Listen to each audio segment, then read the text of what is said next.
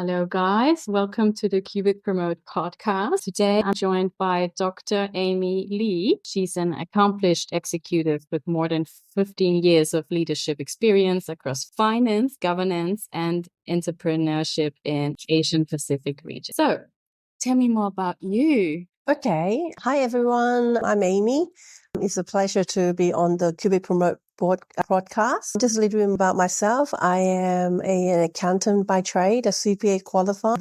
I'm with CPA for 30 years now, of which 15 years were fellowship. That's the highest rank in the CPA membership. 5 years ago, I kind of converted into an academic. So I got a doctorate in business administration with Geneva Business School over in Switzerland. Impressive. Is that good? Yeah. They just got another accreditation in Switzerland. I'm proud to be their alumni. Yeah, so I'm a lecturer now. I'm teaching MBA, senior lecturer. Amazing. Yes.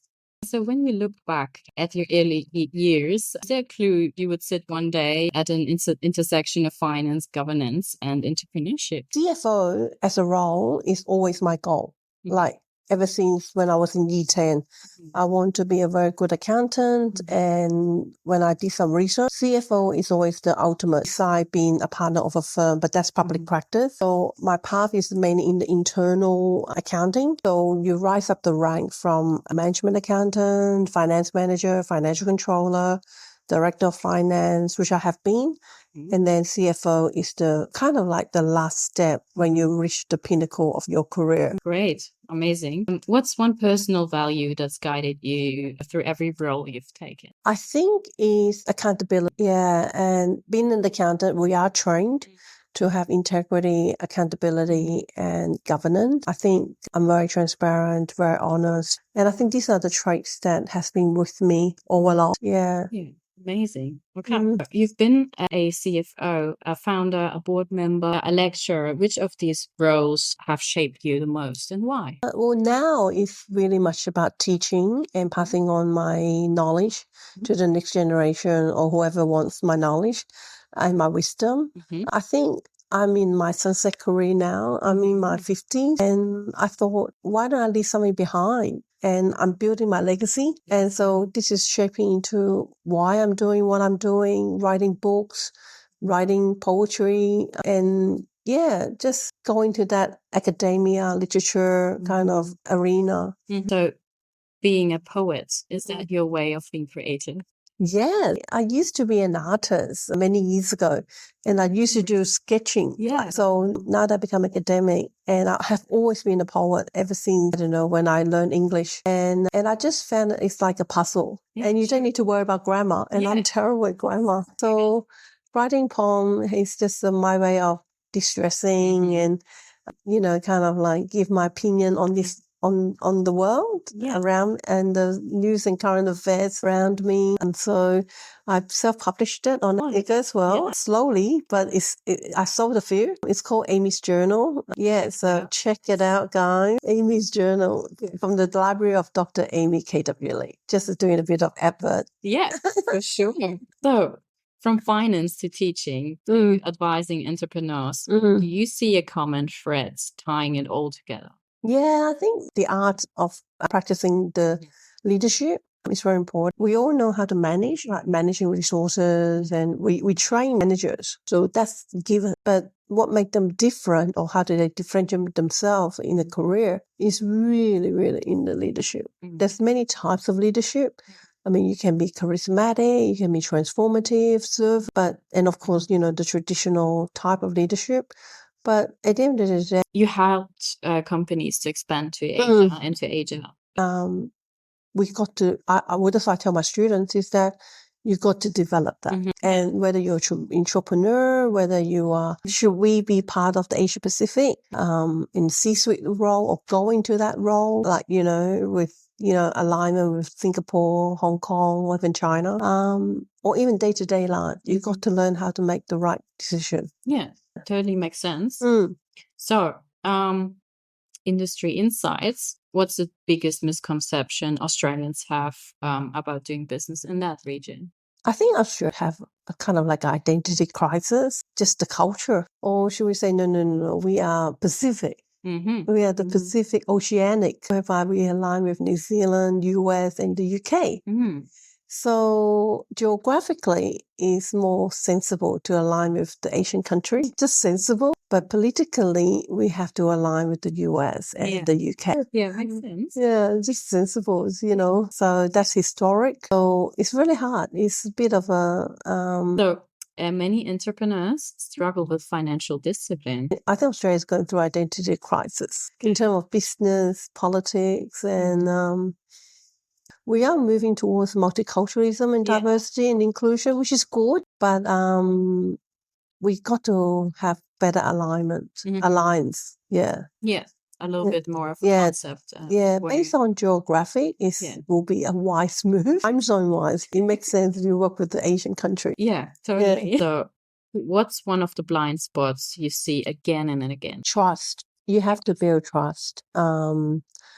It's really hard to get people to give money to you and let alone have that reassurance that, you know, your money is not going to go into a black hole, like, you know, science, technology. But how do you build that trust? So you've got to show result. But how do you show result when you have no money to show result? So that's the challenge in entrepreneurship or in any, whether the business is already established or not. You have to show your credentials and you need time, obviously. Yeah, you still need to develop that mindset and resources. But at the end of the day, is trust. Yeah. Totally makes sense. Not play with AI. Yes. Yeah, it's the how, not the... And with AI and automation changing finance and strategy, what skills do you think future leaders... You can, if you use it as a tool. ...really need to succeed? Well, a lot of people was talking about STEM education and all the other acronyms that deal with it. But I don't know. I think, it plays a role, like science, mathematics, technology and engineering all plays a role. It's still technology, but I think you still need that critical thinking. And I think people need to teach the next generation how to use AI, what or the why. And not rely completely. So this is no different to invention of a calculator. Yeah, true. But except that this one is bigger, broader, and more faster. But it's the same concept. Yeah. Really. It's the same concept as the invention of microwave. Comparison. Yeah, it's still technology, right? So the microwave replaces certain meals. But at the end of the day, it's to enhance your lifestyle. Yeah. And we need to see that. Yeah. Amazing. Yeah. We should definitely, get more education on AI and how to use all these tools. Yeah. And with DBA, there's so much hurdles. So what's been the toughest professional challenge you faced and how did you pull through it? Oh, the hardest is doing the DBA and the MBA. The education side to complement your career. I know, So, what a story. Another story, another podcast. You get to a point when you realize that you need to do more education to go further. I am ambitious, so I do go further. The way to get me there really is educate. Well, I think for me it's education. It's rewarding at the end, but it's a lot of work. Yeah, I bet it is. So some people are more street smart than me. I'm a book smart, so I just play my strength. But study is not easy, especially when you working full time. You get home, you're tired, and you still have to bring out a book or you have to write a 20,000, 30,000 word essay. It's not easy. I have my paper being stolen. It's sitting in a university in Kenya at the moment. Oh, really? Yeah. It has already got some review, and the review all have a common theme is that it's come from so I had to rewrite again, 40,000 words. And you get a lot of challenges. But on the other hand, is that you learn a lot. You have different mindset. Yeah. You have that blue ocean thinking. So, yeah. If I asked your students or clients to describe you in 3 words, what do you think they would say? They say I'll be authentic. They know I'm passionate in the things that I do, whether it's teaching, accounting, or business in general. If a young entrepreneur or professionals listening to this, honesty, integrity is something that they will comment. My book actually, Amy's Journal, it's come from my soul. and that honesty, that authenticity, it's there. And I thought, wow, I didn't expect to see that kind of reflection from people who are reading my journal. It's a really good feedback, I guess. Yeah, I just didn't expect them to say, oh, Amy's really, really like heart to heart. So she used her heart really good, because like over time I started using my brain a lot. And I was like a little tin man in the Wizard of Oz. But now I think I've learned to have a heart. So I'm using my heart in my business. Yeah, amazing. Amazing. So let me think. And once to follow a path, like one piece of advice you would give them? Balance. I think I'll give them a word, which is rather than a sentence, is balance. Keep everything, the chaos that will inflict on you, in balance. The yin and the yang is so true. The Zen thinking is very, very applicable, especially when you're in the middle of a chaos. That in itself, in such a volatile world that we are in, we have to anchor something. Think about that. We have to anchor ourselves so that we're not swept away from all the chaos around us. And the best way to do that is to keep a balance in everything, in life, in perspective, in power, and the way you make a decision. What's the advantages, what's the disadvantages? Many, many years when I was the president of the Hong Kong Australian Business Association, Charles has been a long-time supporter of our organization, and they are doing a great job at printing my books at the moment.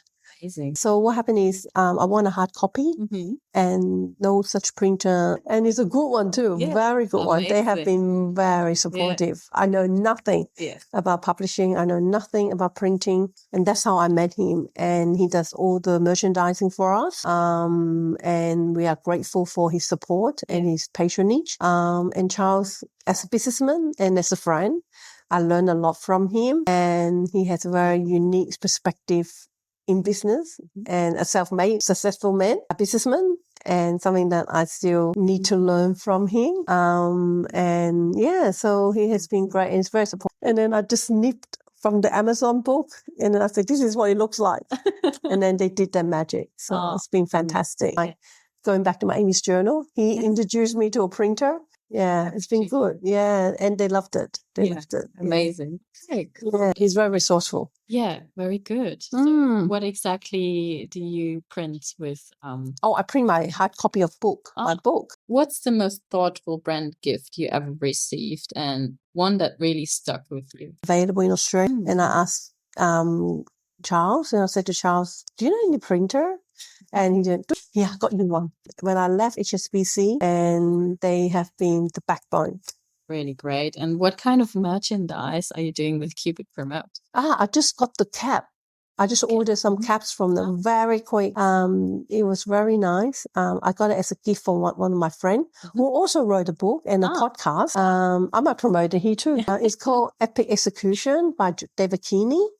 And I got him an orange cap with a rocket. And your designing team has been fantastic because it was a surprise gift. Yeah, I really appreciate that. Yeah. So always Tiffany from then on has always stuck in my heart. Yeah. So I don't have the artwork other than a PowerPoint. Maybe Christmas present. Yeah, Christmas. Yeah. Anyway, thank you so much for being with me and answering all my questions. Yeah. This was Dr. Amy Lee, and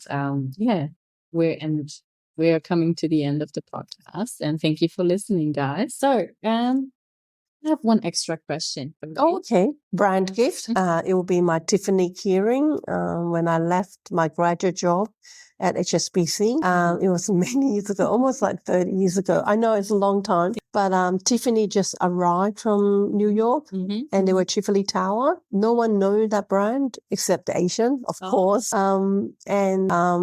The team knew that I love Tiffany because I've been going to Tiffany. And they bought me a keyring with a little plate. And the plate saying that if you found these on the street, return back to New York and we'll go back to the founder.